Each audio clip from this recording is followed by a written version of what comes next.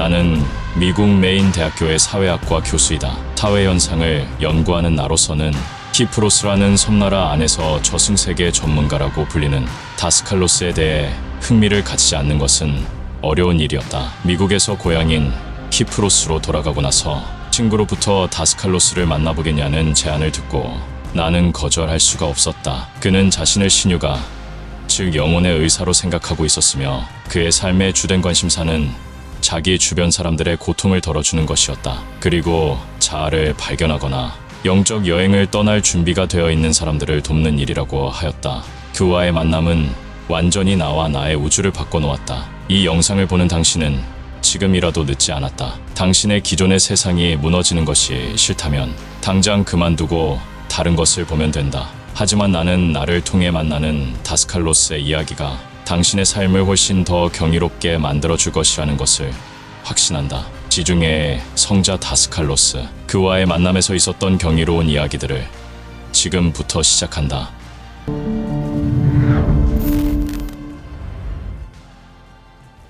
다스칼로스는 지구인이 우주에서 유일한 생명체가 아니며 우주는 우리의 물질적, 영적 진화를 굽어보고 있는 높은 지성을 지닌 생명체들로 가득하다고 말했다. 우리가 살고 있는 우주는 우리가 알고 있는 것보다 훨씬 더 지적인 생명체들로 가득하다네. 우리가 우주에서 유일한 지적 존재가 아니란 말일세. 높은 지성체들이 우리 행성의 진화를 지켜보고 있다네. 그들은 우리 지구의 수호자들과 같고 우리들 중에 일부는 그들과 소통하고 있네. 다스칼로스는 전에도 자신이 그런 존재들을 만났던 일을 자세히 들려주었던 적이 있었다. 그들은 테오시스를 이룬 존재들로 시간과 공간에 구애되지 않는 물질의 지배자로서 자신을 마음대로 무력시키고 환원시킬 수 있다는 것이다. 나는 다스칼로스에게 그런 외계인 이야기는 너무나 믿기 힘들며 그가 품고 있는 사물에 관한 전체적 구도 속의 지혜와 논리적 일관성에서 약간 벗어나는 느낌을 받는다고 털어놓았다. 그리고 지구 속에, 그리고 불타는 태양 속에 화성과 달과 우주의 모든 곳에 존재하는 지성체에 관한 엉뚱한 주장들을 받아들이기가 매우 어렵다고 고백했다. 다스칼로스는 내가 이렇게 말하고 있는 동안 미소를 짓고 있었고 다른 사람들도 마찬가지였다. 우리 태양계의 다른 행성들과 비교하면 지구는 진화의 낮은 단계에 있습니다. 코스타스가 나를 더 놀래주기나 하려는 듯이 끼어들어 덧붙였다. 이제 저는 완전히 혼란에 빠졌습니다. 코스타스, 저는 당신의 말을 이해하기가 매우 힘듭니다. 과학은 태양계의 다른 행성들이 지구에서와 같은 생명체들이 살만한 조건을 갖추지 못하고 있다는 것을 증명했습니다. 우리가 아는 한 화성과 기타 행성들은 죽은 물질일 뿐입니다. 물도 숲도 아름다운 자연도 없습니다. 그런데 당신은 무슨 근거로 그런 행성들이 우리보다 더 진화되어 있다고 말하는 거죠? 제발 말해주세요. 다스칼로스가 머리를 흔들며 소리 없이 웃고 있는 가운데 코스타스가 말했다. 진화의 법칙에 의해서지요. 키리아코.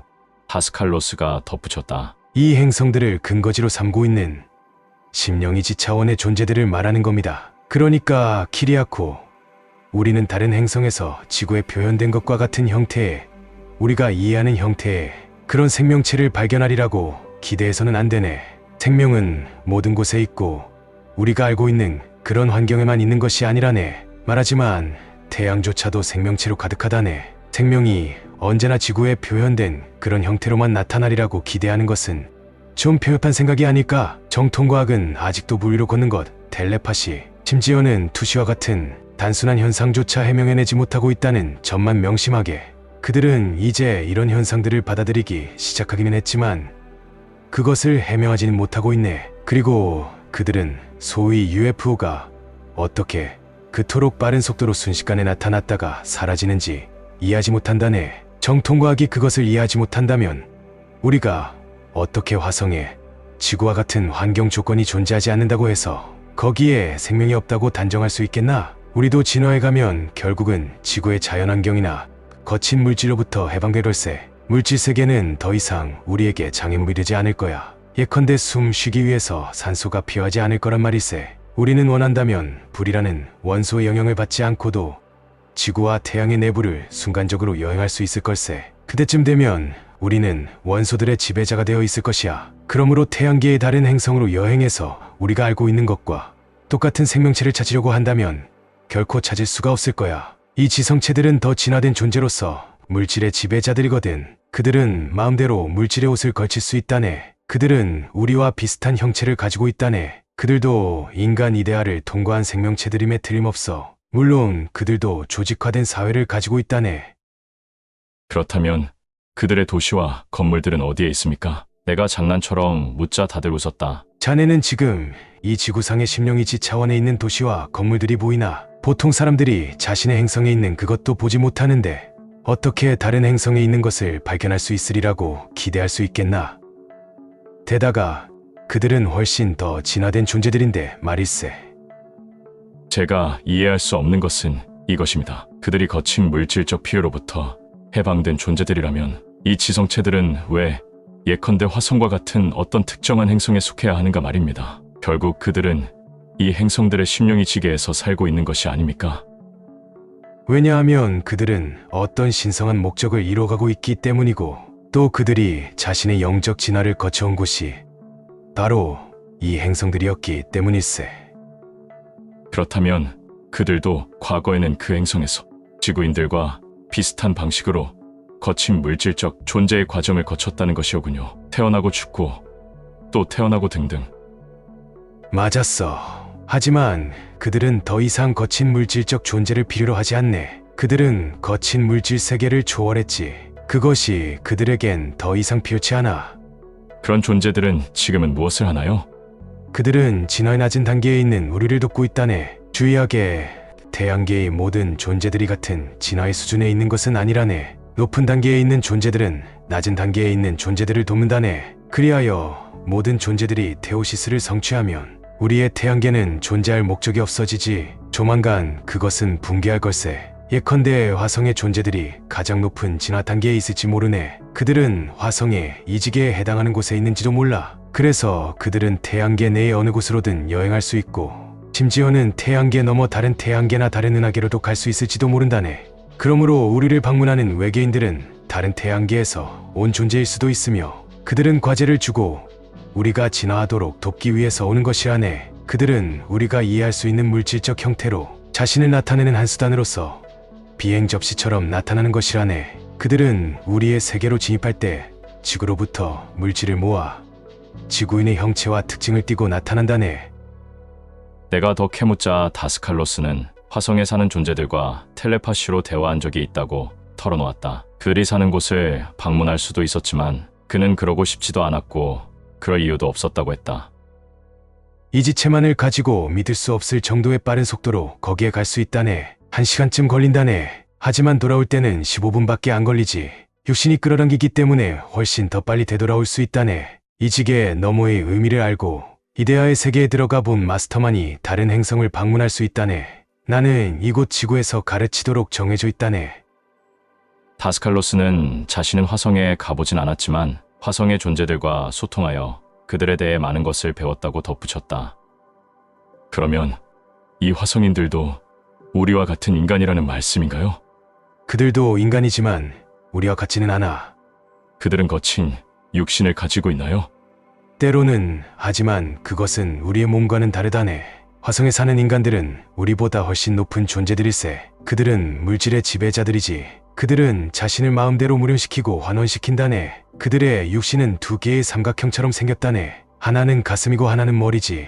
허리는 매우 작고 손과 다리는 우리의 것과 비슷하다네. 그들의 심장은 우리와 다르고 혈액은 꿀과 같은 색깔로서 아주 진하다네. 그들의 몸은 복잡하지 않고 순환계는 있지만 동맥이나 정맥이 몇 개 안 되네. 우리의 혈액은 몸 전체를 돌려면 13분이 걸리는데 화성인의 혈액은 한 번 순환하는데 하루가 걸린다네. 그들의 몸이 노쇠하는 템포는 우리와 같지 않다네. 화성인의 몸은 오히려 집과 같지. 그들은 마치 우리가 집을 드나들듯이 쉽게 자신의 몸을 드나든다네. 그들의 몸은 움직임이 매우 적고 그것을 마치 자신의 일터처럼 사용한다네. 화성인들은 어떤 장소에 구속받지도 않고 우리처럼 그것에 유혹되지도 않지. 화성인들이 지구에 올 때는 몸을 두고 온다네. 혈액은 순환을 계속하지만 주인은 거기에 없다네. 그들은 지구의 전리층에 도착하면 사념으로써 자신이 원하는 것을 무엇이든 만들어낸다네. 만들어진 물체는 우리의 눈에는 종종 비행 접시처럼 보이지.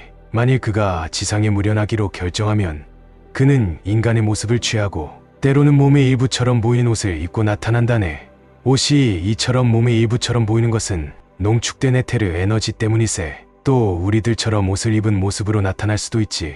예컨대 신사복을 입고 말이세. 그들은 의지로서 물질을 빚어낼 수 있다네. 그들은 지구인들의 생각에 자신을 동조시켜서 의미와 이데아를 흡수하고 심상화하는 힘으로써 지구인들처럼 보이도록 자신을 무련시킬 수 있다네. 그러고는 커피숍에 앉아 그곳의 언어를 말하면서 커피를 마실 수도 있다네. 그들은 인간의 생각에 자신을 동조시킬 수 있기 때문에 인간들이 아는 것을 그들도 알 수 있다네.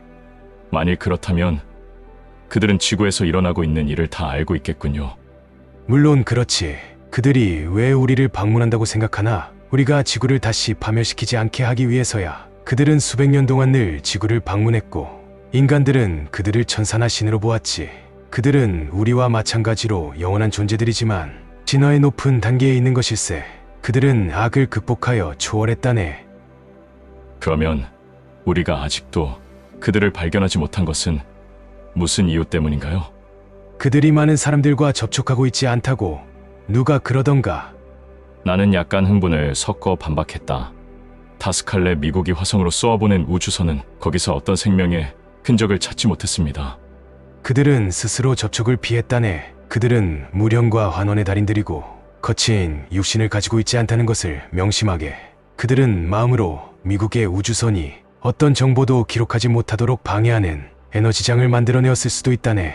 언젠가는 이들도 더 많은 사람들 앞에 자신의 존재를 드러낼 것일세. 자네는 이런 이야기를 공공연하게 논할 수 있으리라고 생각하나? 그러나 말해두지만 나는 이런 존재들과 접촉해보았고 지금도 접촉하고 있으며 그들은 나의 친구일세. 그리고 나는 그들에 관해 많은 것을 알고 있으며 그들은 마음을 동조시켜 내가 알고 있는 것을 낱낱이 다 알고 있다네. 내 말을 누가 믿겠나? 내가 하는 말을 누가 받아들이겠나? 그러고는 다스칼로스는 그 존재들과 만난 경험을 이야기했다. 그것은 1969년의 일이었다. 나는 그들이 오고 있는 것을 느꼈네. 나는 몸을 빠져나와 우리 집 위에 떠있는 그들의 우주선으로 다가갔네. 우주선에 탄 존재들은 우주선이 나의 에테르체를 태울 수 있으니까 몸으로 돌아가라고 재촉하는 메시지를 보냈네. 몸으로 돌아왔을 때 옆집의 할머니가 터키군이 쳐들어온다고 외치는 소리가 들리더군. 그녀는 수축하고 팽창하는 빛의 공처럼 보이는 우주선을 보고는 터키군이 쳐들어온다고 생각했던 거야.